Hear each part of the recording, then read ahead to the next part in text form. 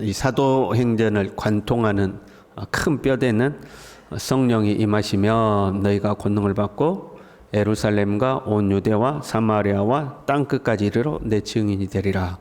이 말씀대로 지금 예루살렘, 온 유대, 사마리아, 땅 끝으로 복음이 증거되는 과정을 이제 기록하고 있습니다. 그게 큰 뼈대예요. 이 과정에 하나님께서 기적과 이적을 사용하기도 하시고 복음이 확장되도록 때로는 환난과 핍박을 사용하기도 하시는 거죠. 또한 성령으로 교회가 하나됨을 강조하기 위해서 복음이 증거되는 현장에 사도들을 통하여 성령이 임하게 하시죠. 그래서 사도들에게 임한 한 성령으로 하나의 교회가 되었다 하는 것을 이제 강조하고 있는 거예요. 그러니까 복음이 예루살렘과 온 유대를 넘어서 사마리아와 땅 끝까지 증거될지라도, 지역의 경계를 넘어서 복음이 증거될지라도 한 성령으로 말미암아 하나의 교회다, 그리스도의 한 몸이다 하는 것을 이제 가르쳐 주시는 거죠. 그래서 계속해서 성령이 사도들을 통해서 이렇게 증거되는 것을 이제 보여주고 있는 겁니다. 그리고 이 땅 끝까지 복음이 증거되는 것을 보여주기 위해서 등장시킨 인물이 있었죠. 그게 이제 사울입니다. 우리가 사도 바울이라고 알고 있는 인물이죠. 그 사울의 등장을 이제 보여주었다가 오늘 본문을 보면 다시 베드로의 사역을 이제 보여주고 있습니다. 복음이 땅 끝으로 확장되는 듯 하다가 지금 사도 바울은 이방인 선교의 핵심 인물이지 않습니까? 그 사도 바울까지 갔다가 다시 이 예루살렘 유대 지역의 복음을 전하고 있는 베드로로 돌아오는 모습이거든요. 이게 돌아오는 듯한 이제 분위기죠. 그러나 이 베드로의 사역을 사울의 등장 이후에 기록한 이유가 있습니다. 복음이, 그러니까 성령이 유대인에게서 이방인에게 확장되는 그 중간 과정으로서 베드로 사역을 기록하고 있는 겁니다. 무슨 말이냐면 이제 우리 10장에 보면 고넬료라는 사람이 베드로를 자기 집에 초대하죠. 그때 베드로가 복음을 전하는데 말씀을 전하는 중에 거기에 앉아있던 이방인들에게 성령 임합니다. 베드로가 성령 임하기를 위해서 안수기도 한 것도 아니고 복음을 전하고 있는데 말씀을 듣다가 성령이 임하는 거예요. 그래서 그 사실을 예루살렘에 가서 예루살렘 교회에 보고를 합니다. 내가 이러하는데 이방인들에게도 성령이 임하더라. 그러니까 교회에서 무슨 결정을 내리냐면 이방인에게도 우리에게 동일한 성령을 내리신 그것을 이게 하나님의 계획이구나 하고 인정을 합니다. 그리고 나서 다시 누가 등장하겠어요? 사도 바울이 등장을 합니다. 이제 사도 바울이 이방 선교를 활발하게 합니다. 지금 이 베드로의 이 고넬료와 베드로의 이 고넬료 집에서의 이방인들에게 성령 임하는 사역이 없었다면, 그리고 사도 바울이 이제 이방 지역에 갔는데 복음을 전하고 성령 임하고 그랬으면 이제 교회가 좀 시끄러워졌겠죠. 저게 성령의 역사가 맞냐 하고 이제 저 이방인들에게 역사하는 성령이 진짜 성령이냐? 그렇잖아도 바울은 지금 의심의 인물이잖아요. 의심 가는 인물인데. 그래서 초대교회가 논쟁이 일게 되고 분쟁할 수도 있는 그런 여러 가지 요인들이 존재하고 있는 거죠. 그런데 베드로를 통해서 이방인들에게 성령이 임하는 것을 보여줬기 때문에 하나님께서 이방인에게도 성령을 내리신다 하는 것을 이제 확인시켜 주신 거죠. 그러니까 하나님께서 교회의 질서, 교회의 하나됨, 이것을 얼마나 중요하게 여기시는지 알 수가 있겠죠. 마구잡이로 막 성령 임하게 하는 게 아니라 질서 정연하게 성령이 임하고 복음이 확장되도록 지금 하나님이 일하고 계시는 거예요. 그래서 우리가 그걸 기억해야 돼. 하나님은 교회의 질서와 교회의 하나됨을 굉장히 중요하게 여기신다. 그냥 우후죽순으로 내 마음대로 나 산에서 기도하다 내가 은혜 받았고 나는 혼자서 은혜 받았고 이게 아니다 이 말이죠. 질서 있게 하나님은 성령의 역사를 이루어 가시는 것을 볼 수 있습니다. 그리고 오늘 우리가 읽은 본문은 그 과정 중에 일어난 하나의 사건 기록하고 있습니다. 이 사건 자체만으로도 이제 우리에게 주는 교훈이 있어요. 지금 성령이 어떻게 역사해 가는가를 보여주는 과정 속에 나타난 사건이죠. 사울의 회심으로 교회가 든든히 세워져 가고 부흥했다 하고 기록을 했었어요. 그때에 베드로가 사방으로 두루 다녔다 이렇게 기록하고 있습니다. 사방이란 모든 지역을 관통하여 그런 말이에요. 한 지역도 빠짐없이 그냥 다 방문하였다는 의미예요. 철저하게 방문합니다. 베드로는 평안을 되찾은 예루살렘을 떠나서 지금 서부 해안 지역을 쭉 훑어서 복음을 전하고 있는 겁니다. 그때 욥바에 다비다라 하는 이제 제자를 만난 거예요. 다비다는 아람어입니다. 그 도로가는 헬라어입니다. 그래서 이름은 다비다라고도 하고 또 도로가라도 하고 이제 부르는 아마 헬라파 유대인일 것이라고 이제 추측되는 인물입니다. 여자 제자였죠. 선행과 구제하는 일이 심히 많았다 이렇게 이야기하고 있어요. 그런데 어느 날 병들어 죽었습니다. 다비다가 병들어 죽으니까 루다에 베드로가 있다는 소문을 들었어요. 그 루다에서 애니아라고 하는 중풍에 걸려서 8년 동안 누워있던 사람을 베드로가 일으켜 세운 사건이 있었거든요. 일부는 이제 그 접촉점이라 그 사건을 기록하고 있는 거예요. 그 소문이 이제 욥바에도 났겠죠. 야, 욥바에 베드로가 와 있다더라. 욥바에서 기적이 일어났다더라 하는 이제 소문을 들은 거예요. 그러니까 이 욥바에서 사람을 보내서 베드로를 급히 초청한 겁니다. 급히 와달라 하고 청하는 거죠. 여러분 왜 베드로를 청했을까요? 장례 예배에 드려달라고 청했을까요? 그건 아닌 것 같아요. 루다에서 욥바는 오늘 본문에는 거리가 가깝다고 기록하고 있어요. 루다가 욥바에서 가까운지라 그러는데 16km에서 18km 정도 떨어져 있습니다. 차가 없던 시절이잖아요. 그러니까 사람을 보내고 베드로를 데려오면 그래도 이틀은 걸리는 이제 거리죠. 그 베드로에게 사람을 보내놓고 시체를 씻어서 염을 했다는 의미예요. 다락에 누였다 하고 이렇게 기록을 하고 있어요. 여러분 다락은 그 집에서 가장 높은 곳에 존재하고 있습니다. 그럼 상식적으로 사람이 죽었어요. 그럼 매장하러 가야 되지 않겠어요? 그럼 어디다 시체를 놔야 돼요? 빨리 나갈 수 있는 곳에 둬야 되지 않겠어요? 1층에다가. 그런데 가장 높은 다락에다가 올려놨어요. 특이한 일이에요. 이 다락에서 죽은 사람이 살아나는 일들이 종종 기록되고 있는 거죠. 열왕기상 17장에 보면 엘리야가요 사르밧 가부의 아들이 죽었을 때 그 가부를 안고 다락에 올라가서 아들을 살려냅니다. 열왕기하 4장에 보면요 엘리사가요 수넴 여인 엘리사를 위해서 방을 꾸미고 엘리사를 지극정성으로 돌봤던 여인이죠. 그 수넴 여인의 아들이 죽으니까 이 여인이 엘리사의 방이 2층에 있었는데 그 엘리사의 방에 아들을 뉘어놓고 엘리사를 초청해 오죠.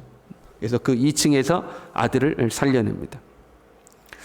그러니까 지금 욥바의 제자들이 다비다를 다락에 올렸다는 것은 특이한 일인데 그 다락에 올리면서 하나님의 특별한 은혜를 사모했다는 것을 우리가 알 수가 있어요. 그러지 않고 장례를 치르려면 1층에 둬야 돼요. 근데 다락에 올려놓고 베드로를 급히 청한 거죠. 특별한 은혜를 사모하고 있음을 우리가 알 수 있습니다.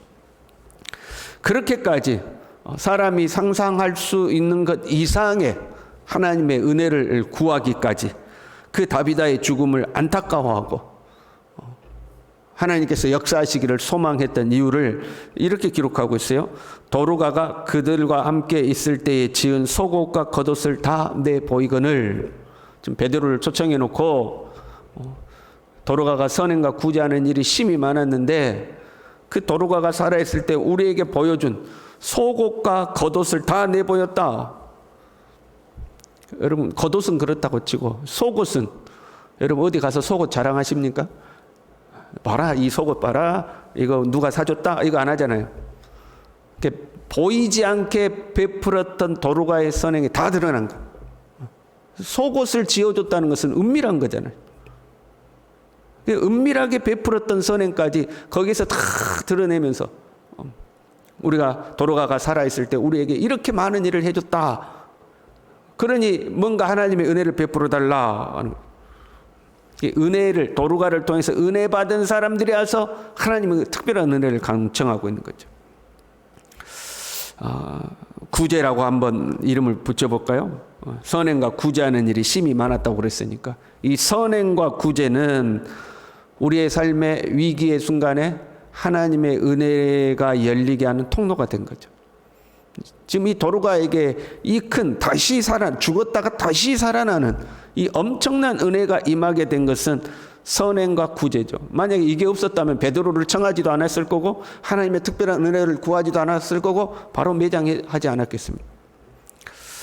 잠언 11장 24절부터 보면요. 흩어 구제하여도 더욱 부하게 되는 일이 있나니 과도히 아껴도 가난하게 될 뿐이라.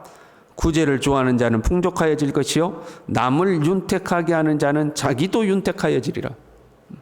남을 윤택하게 하면, 남에게 은혜를 베풀면 너도 윤택해지고 너에게도 은혜가 찾아온다 그 말이죠. 엘리야에게 은혜를 입은 사르밧 과부, 죽은 아들이 살아났잖아요. 엘리사에게 은혜를 입은 수넴 여인, 거기도 죽은 아들이 살아났잖아요. 다 공통점이 있어요. 뭘 잘했어요? 베풀고 섬기는 것을 잘했어요. 베풀고 섬기기를 잘했어요. 본문에 나오는 도르가도 마찬가지죠. 선행과 구제, 베풀고 섬기기를 잘했어요. 남에게 은혜를 베푼 거예요. 남에게 은혜를 베풀었더니 자기에게도 뭐가 찾아온 거예요? 은혜가 찾아온 거예요. 마태복음 7장에요. 남에게 대접을 받고 싶은 대로 너희도 남을 대접하라 이렇게 되어 있죠.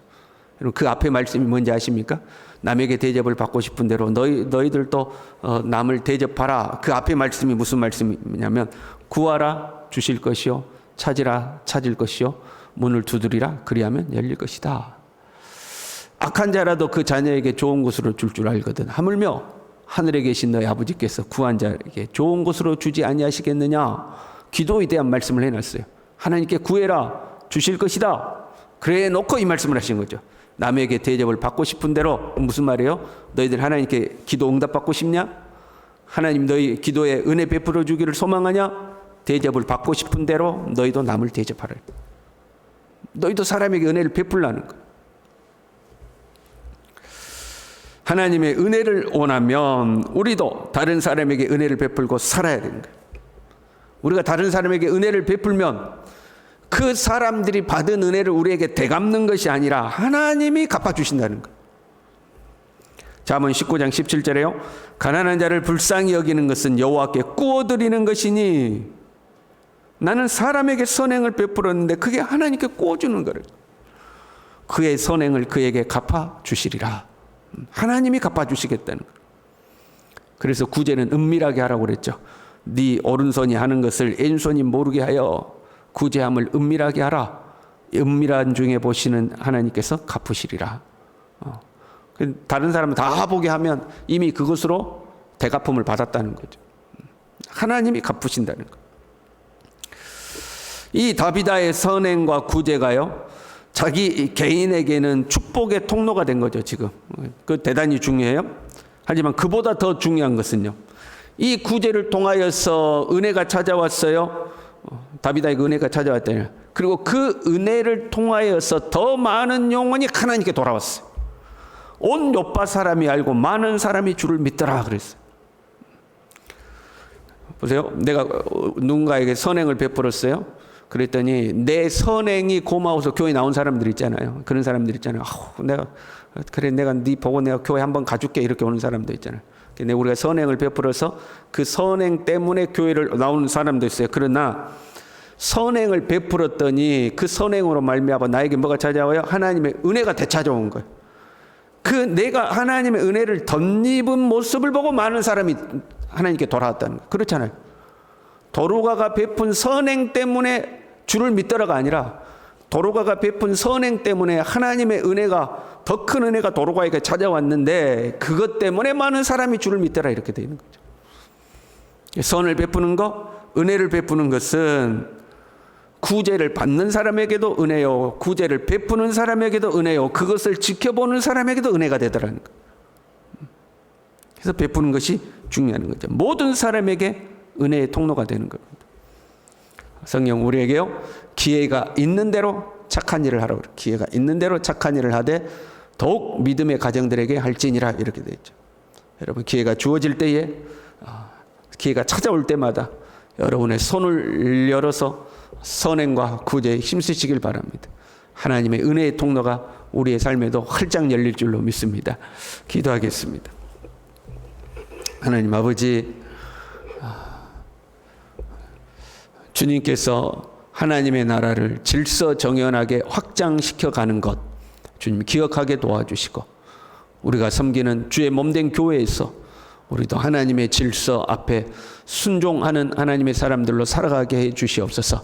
주님의 몸된 교회를 섬길 때에 주여 나누어 주고 베풀고 선행과 구제에 힘쓰게 도와주시고 그것이 우리의 삶에 하나님의 은혜의 통로를 활짝 열어 많은 영혼들을 주님 앞에 더 돌아오게 하는 이 구원의 역사가 나타날 수 있도록 우리 모두를 축복하여 주시옵소서. 예수님의 이름으로 기도 올리옵나이다. 아멘.